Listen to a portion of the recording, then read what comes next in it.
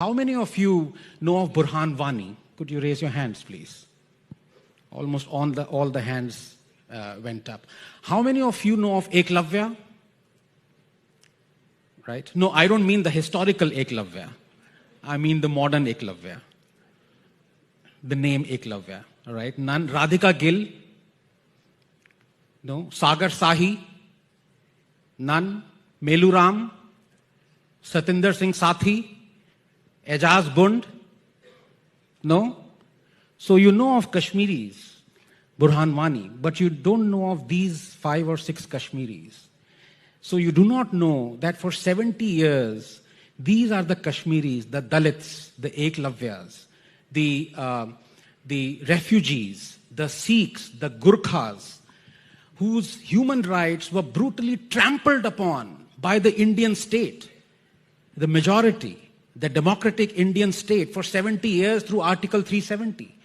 They could be postgraduates, they are PhDs, but they could only get a job as a sweeper.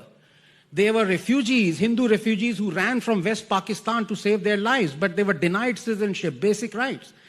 And now you are saying that majoritarianism is there from 2014, when all of you were silent, including me, when our Indian state, democratic Indian state, was trampling upon the rights of Dalits, so much for emancipation of Dalits.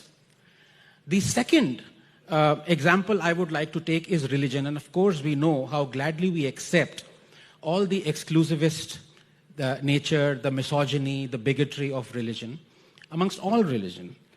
But in particular, when we have Mr. Owaisi, and I hope I won't be interrupted, when we are talking of majoritarianism, how is it that 3 of his legislators were arrested for threatening to behead Taslima Nasreen?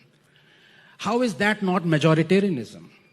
How is it not majoritarianism when lakhs pour onto the street demanding the beheading of Kamlesh Tiwari because he said something that was egregious? Why is that not majoritarianism? When Mr. Owaisi exhorts, and I quote him, वो जालिम, वो कुत्ता जो उत्तर प्रदेश में बैठकर अल्लाह की शान में गुस्ताखी किया, याद रख, तू आज जेल में है, मगर दुनिया तेरे लिए चूहे के बिल की तरह बन जाएगी इंशाअल्लाह.